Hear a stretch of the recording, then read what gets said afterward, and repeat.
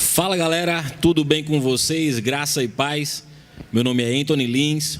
Estamos aqui com um novo quadro. O nome do quadro é Tá na Bíblia? Vamos trazer uma série de coisas para debater se está na Bíblia, se não está e onde está na Bíblia. Hoje a gente vai tratar sobre morte. E o tema de hoje é morri. E agora?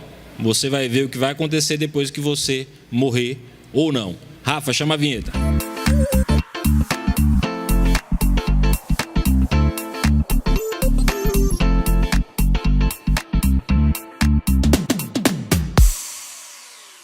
E hoje, pessoal, para esclarecer esse assunto sobre morte e o pós-morte, estamos aqui com o professor e escritor Saulo Stan. Saulo, tudo bem? Tudo bem, Anthony? Graça e paz. Graça e paz a todos vocês que estão nos acompanhando. Eu creio que nós teremos um momento muito bom aqui para o nosso crescimento no reino de Deus. Amém. Muito bom. Saulo, temos uma série de perguntas aqui que foram colocadas e a primeira delas parece uma pergunta simples, mas é interessante. O que é a morte? Uma boa pergunta. Bom, a morte é um dos efeitos da desobediência do homem. Quando Adão pecou desobedecendo a Deus, ele morreu. E ele morreu primeiro espiritualmente e depois veio a morrer fisicamente. Na Bíblia, a morte ela tem uma abrangência maior. Ela tem efeitos maiores também. Mas, basicamente, esse seria um entendimento. Por exemplo, Paulo fala em Romanos, no capítulo 5, no verso 12, que por causa da desobediência do primeiro homem, Adão, a morte entrou na terra, logo todos pecaram, todos morreram. Então, você falou aí de Adão, e aí uma dúvida que sempre surge entre as pessoas é que quando Deus falou com Adão, ele disse: Adão, não coma, porque se comer, certamente você vai morrer. E Adão comeu e naquele momento, Adão não morreu. Exatamente. Por que isso? É porque na Bíblia nós encontramos tipos de morte. De mortes diferentes. Por exemplo, basicamente nós encontramos a morte espiritual, a morte física e a morte eterna. O que é a morte espiritual? É quando a pessoa é separada de Deus por causa do pecado. Isaías 59, verso 1 e 2 vai dizer isso, que o homem está separado de Deus por causa das suas transgressões. Efésios capítulo 2, a partir do verso 1 também, o apóstolo Paulo vai falar que nós éramos por natureza filhos da ira.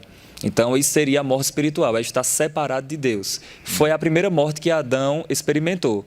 Sim. Tem também a morte física, que é a morte do corpo, e tem, por fim, a morte eterna, que aí seria o tormento eterno do homem que morre em seus pecados.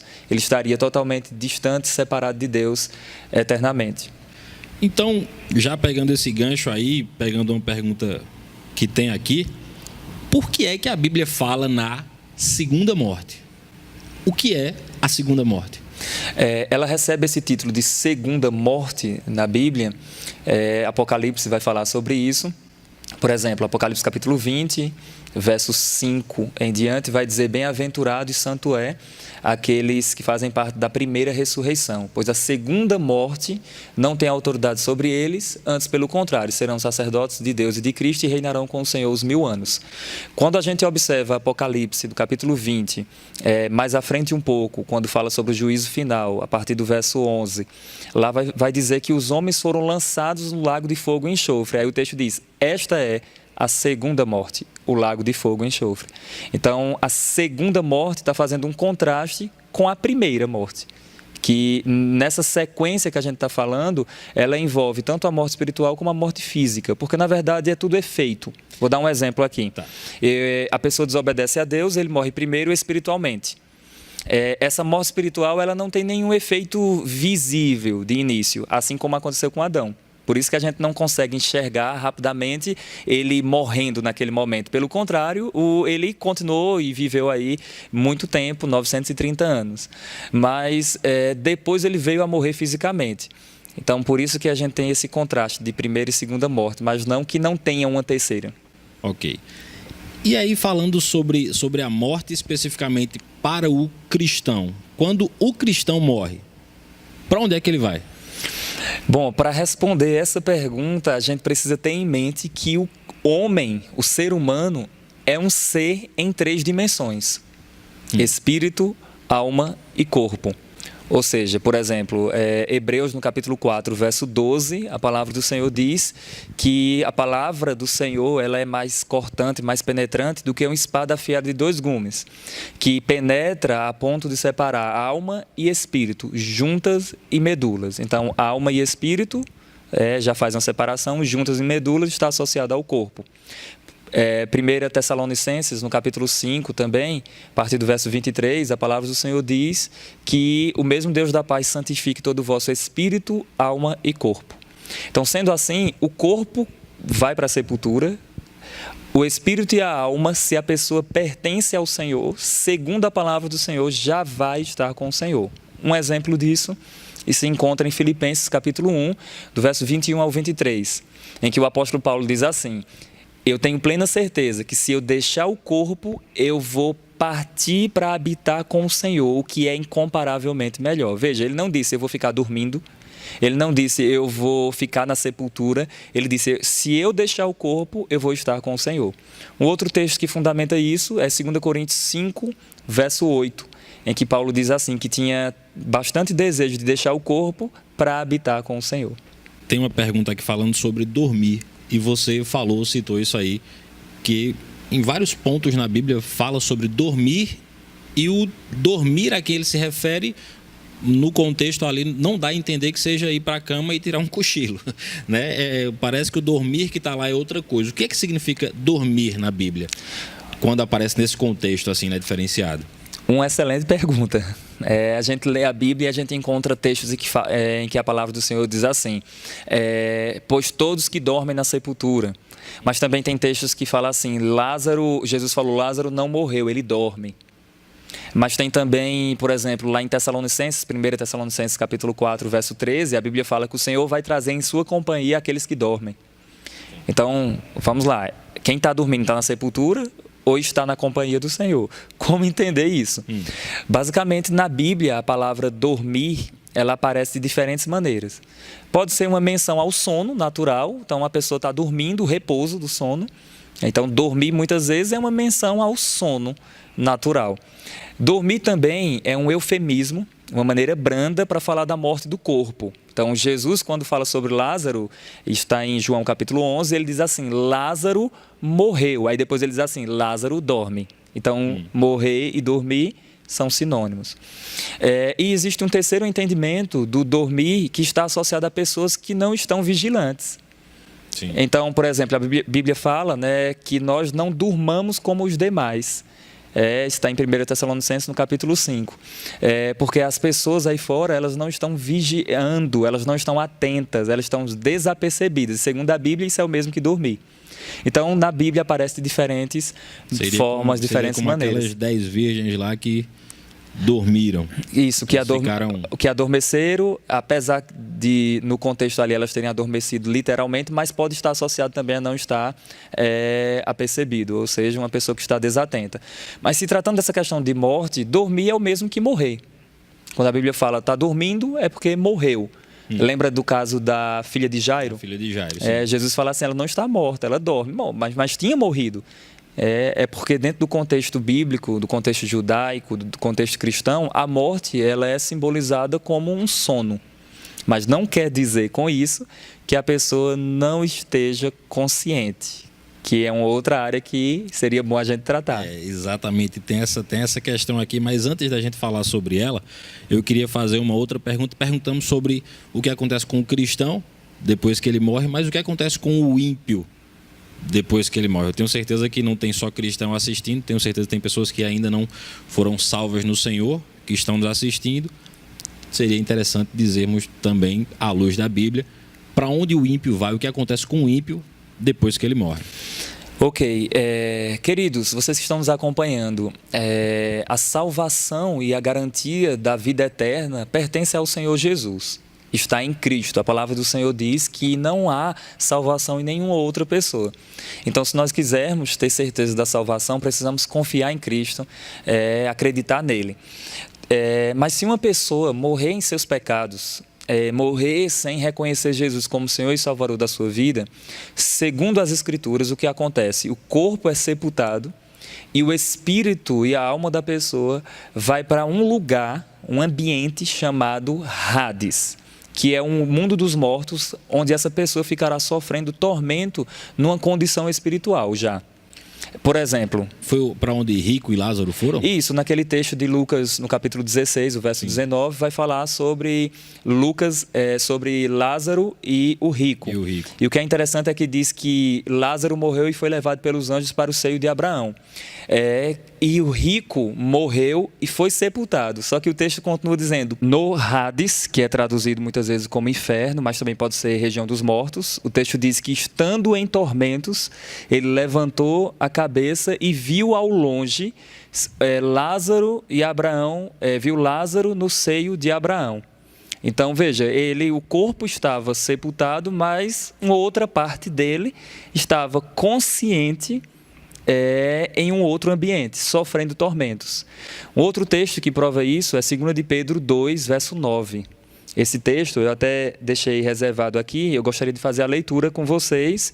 2 de Pedro, capítulo 2, verso 9. Olha o que a Bíblia fala. Nós estamos aqui respondendo o que acontece com o ímpio após a morte. Veja, 2 de Pedro 2, verso 9 diz, também ele, o Senhor, sabe livrar da tentação os piedosos e reservar para o dia do juízo os injustos que já estão sendo castigados. Então, o injusto já está sendo castigado após a morte. E o que é que vai acontecer depois? Ele vai ressuscitar e, para ter uma segunda chance? Não, ele vai ressuscitar para receber um corpo capaz de sofrer eternamente em um outro ambiente chamado lago de fogo e enxofre. Aí você deu gancho aí para mais duas perguntas, e a primeira delas que eu vou fazer aqui é: existe consciência após a morte? Excelente pergunta. Se existe consciência após a morte. Bom, existem diversas visões sobre isso. Existe uma visão chamada o sono da alma, que diz que quando a pessoa morre, ele está dormindo, não sabe de nada, até que ressuscite. E existe também uma outra visão, que é o aniquilacionismo, que diz que a pessoa não só não tem conhecimento nenhum, como ela, depois da ressurreição, essa pessoa vai desaparecer. Não tem essa de tormento eterno, nada disso. Biblicamente, nós encontramos consciência mesmo após a morte. Porque o que determina uma consciência não é a permanência no corpo. O argumento de muitos aniquilacionistas e os que defendem o sono da alma é que eles falam assim, que só existe consciência quanto no corpo, mas se estiver fora do corpo não tem consciência. Isso é um erro, porque eles até asseveram que espírito não tem consciência. Isso é um erro, porque Deus é espírito e tem consciência. Os anjos são espíritos e têm consciência. O rico, nesse texto de Lucas 16, verso 19, o rico estava morto, o corpo tinha sido sepultado e ele tinha consciência e ainda lembrava dos seus irmãos que tinham em vida, que ele tinha em vida. E para fechar, que eu digo que é o versículo que responde mais de uma maneira mais clara esse entendimento, que é Apocalipse 6, verso 9, que fala de almas daqueles que haviam sido mortos, conscientes, debaixo do altar, na presença de Deus, e ainda tendo lembrança da sua vida passada, de que eles tinham sido mortos e que Deus ainda não tinha exercido juízo sobre eles. Então, existe sim consciência após a morte. Então vamos lá para a segunda pergunta do gancho daquela que você deixou, depois que morreu, existe possibilidade de salvação? Depois que o ímpio morreu, existe a possibilidade dele ser salvo após a morte? Boa pergunta. A galera só mandou tem tudo certo aqui. Essa pergunta, ela... Segundo a tradição de muitas denominações, de muitas religiões, ela implica num purgatório. Então, por exemplo, se tem uma segunda chance após a morte, então onde vai ter essa segunda chance? Eu vou ficar num lugar onde meus pecados serão purgados e depois eu sairei de lá para estar com o Senhor. O problema é que não tem nenhuma evidência bíblica para isso. O que a Bíblia mostra, revela-nos, é salvação quanto vida. Então, enquanto a pessoa está vivo, existe a possibilidade da pessoa receber a salvação. Não há arrependimento, biblicamente falando, após a morte. Então, eu não tenho nenhum texto que diga assim, olha, morreu e a pessoa agora foi para um lugar, ouviu o evangelho e lá ela se arrependeu e foi salva. Não, não tem. Não tem esse texto aí, então não existe possibilidade de salvação. As pessoas que estão nos acompanhando, Anthony, elas podem falar assim, tudo bem, mas onde na Bíblia diz isso?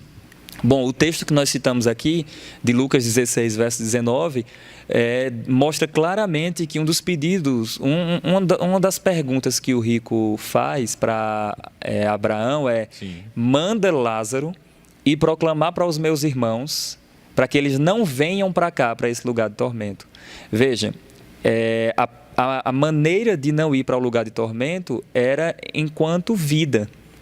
Perfeito. E Abraão responde assim, eles têm Moisés e Elias, deve ouvir eles. Então, veja, Moisés e os profetas deveriam ouvir Moisés e os profetas, que era o testemunho das Escrituras que apontava para o Messias. Sim. Então, de fato, só há a possibilidade de salvação enquanto vida. Muito bom. Você está falando aí, dando resposta, já deixando o gancho das perguntas que a gente tem aqui, porque a próxima pergunta é o seguinte. Existe comunicação entre os de cá e os de lá? Tem como o vivo falar com o defunto e o morto mandar um recado? Como é? Existe ou não existe? Bom, em linhas gerais, nós encontramos Deuteronômio capítulo 18, a partir do verso 11, dizendo que nós não devemos consultar os mortos, até o Senhor abomina isso, não devemos consultar os mortos, não há esse contato do morto com o vivo, a menos que o morto ressuscite, né? Como no caso de Lázaro, que ressuscitou. Filha de Jairo, né? O próprio Jesus, nosso Senhor e tal. Então, assim, enquanto a pessoa está morto, ele não pode, biblicamente falando, ter contato com os vivos. Nós não encontramos. Agora, existem implicações que talvez as pessoas que estão nos acompanhando possam dizer assim, mas no caso de Saul, em que ele já havia morrido... Esse texto é pesado, texto é pesado. E o texto fala que... Eu mesmo já perguntei uma vez a Saulo, Saulo, me explique isso aqui que deu errado aqui, deu erro 404. E o texto fala que Samuel foi consultar uma mulher, uma vidente, uma vidente, e o espírito de... segundo o texto, né, diz que um espírito subiu do abismo e esse espírito parecia ser o espírito de Saul. Basicamente, o que nós entendemos é que ali foi uma ação de Satanás, trazendo um espírito de engano, um espírito familiar. Mas existem implicações no texto, muitas implicações. Perfeito. Então, não tem como falar com os de lá, não, velho. Vamos embora. Então, vamos lá com mais uma pergunta, Saulo, e essa daqui eu achei interessante. Eu nunca tinha pensado nessa pergunta aqui, porque eu sempre achei que era uma afirmação. Mas vê só, e aí acho que já emenda com o que a gente está falando da morte do ímpio e tal. A pergunta é o seguinte: o sofrimento no inferno é eterno? Uma boa pergunta. E aí? Bom, para os aniquilacionistas, eles falam que o sofrimento vai existir, mas ele será durante um tempo. E o argumento deles é o seguinte: se a pessoa vive 33 anos de pecado, desobediência, não seria justo ela sofrer eternamente. Um bom argumento. Um bom argumento, de fato. De fato, o cara pecou 33 anos da vida, morreu com 33 e vai sofrer eternamente. Deveria sofrer 33 anos, né? Que seria Pagou, né? Pagou a cota. O problema é que quem disse que após a morte a pessoa não continuará blasfemando o Senhor? Tem um teólogo chamado Dr. D. Carson, que ele diz o quê? Que o ímpio, após a morte, ele continuará blasfemando o Senhor. Então, continuará pecando, então seu sofrimento será eterno. Entendi. Para mim, essa é uma das melhores explicações. Mas, biblicamente, nós temos, sim, evidência no texto que prova isso. Eu posso citar aqui o Cristo, o Senhor, falando lá no Evangelho de Mateus, quando ele vai falar sobre o tormento final dos bodes. Lembra quando ele fala que separa as ovelhas dos bodes? Sim. Ele diz assim: os bodes serão lançados para o fogo eterno. e as ovelhas para o reino e o gozo eterno, para estarem com o Senhor. Em Apocalipse, no capítulo 20, no verso 10, fala que Satanás foi lançado para dentro do lago de fogo e enxofre, onde já se encontrava o anticristo e o falso profeta. E serão anticristo, falso profeta e Satanás atormentados de dia e de noite pelos séculos dos séculos. O argumento é simples. O anticristo é uma pessoa, sim ou não? Biblicamente vai ser um homem. Paulo chama-o de homem da iniquidade. Sim. Veja, um homem sofrendo no Hades eternamente, no lago de fogo e enxofre eternamente. Então, existe sim um sofrimento eterno. Eu tenho outros textos, como por exemplo, Marcos no capítulo 9, verso 35, ele fala sobre um verme que vai comer a carne das pessoas para sempre. Então, existe sim um sofrimento eterno. Por isso que a pessoa vai ressuscitar para receber um corpo digno, se é que podemos falar que é digno, né?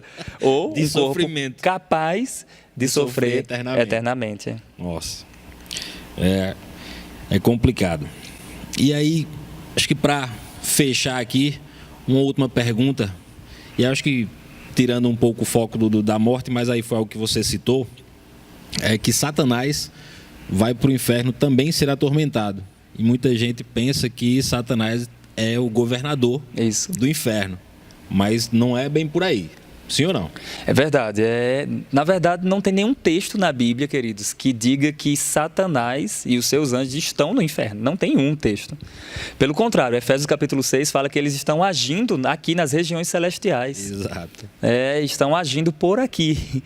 Não há nenhum texto. Na verdade, o que a Bíblia fala sobre o Hades é um lugar de tormentos e existe um abismo. Existem outras palavras também que nós poderíamos falar em outra ocasião, como Geena, Tártaro, Hades, Sheol, explicar essas palavras. Mas, basicamente, o que nós temos a falar seria isso aqui. Biblicamente, Satanás, ele vai ser atormentado pelos séculos dos séculos. Uma vez, eu estava ensinando isso e um aluno me perguntou, quem vai atormentar ele? É uma boa pergunta. Já que ele não é quem atormenta as pessoas, sim, quem vai atormentar ele? Sim. A resposta está na própria Escritura. A Bíblia fala que Deus não criou o inferno para os homens, mas para Satanás e seus anjos. Então, quem criou... O homem vai para lá porque segue Satanás e seus anjos. Mas quem criou o inferno? Segundo a Bíblia, Deus foi quem criou. Mas ele criou para quem? Para Satanás e seus anjos. Então, quem criou, coloca as regras. Sendo assim, quando Deus criou o inferno, ele já pensou no tormento. Verdade. E uma vez que não era para o homem, né? Exatamente, não era para o homem. Então, Saulo, gostaria de agradecer pela sua presença, pelos esclarecimentos. Amém. Você que está aí nos assistindo, que gostou, quer conhecer um pouco mais sobre o assunto e sobre outros assuntos ligados à escatologia, tem os livros do nosso professor Saulo, esse aqui, Surpreendidos pela Eternidade, um livro fantástico. E esse aqui que ele acabou de lançar, Apocalipse de Cristo, às 7 igrejas. O link está aí na descrição do vídeo para você comprar. E você que está nos assistindo e ainda não é inscrito no canal, se inscreve no canal, vai aí embaixo, dá o like também, nos ajuda nisso aí, compartilhe o vídeo com outras pessoas para que elas também sejam abençoadas. E se você tem qualquer outra dúvida sobre esse assunto, sobre essa parte de assunto ligado à escatologia, morte, pós-morte, coloca aí nos comentários, manda para a gente vai te responder. Se a gente não souber, Saulo responde. Saulo, mais uma vez, muito obrigado. Amém. Obrigado a você. Não se esquece. Se inscreve, dá o like. Valeu. Amém. Deus abençoe vocês, queridos.